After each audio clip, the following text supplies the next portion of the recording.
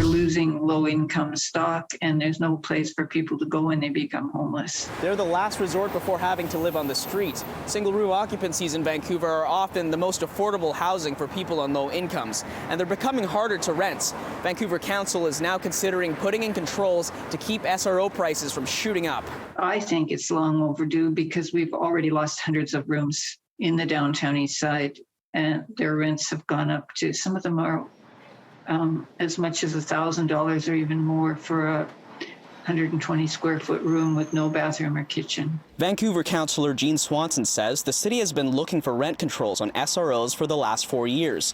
The only kind of rent control in BC right now is the amount landlords can increase rents annually. Next year, that's 1.5%. But when a tenant leaves, the landlord can raise the rent as much as they want. And that's the loophole that these investor landlords have been taking advantage of. So what this report would do is say that when tenants leave, landlords can only raise the rent by the amount of by inflation or by 5% plus inflation, depending on what the rent is now. SROs are also often the first step out of homelessness. Over the decades, the loss of stock has been caused by the repurchase of hotels and conversions to hostels. High demand for rentals and speculative investment continue to pressure the housing stock.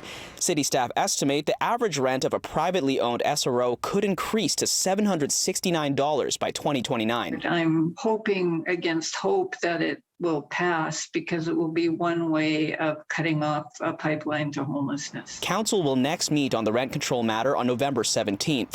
In Vancouver, Kier Junos, City News.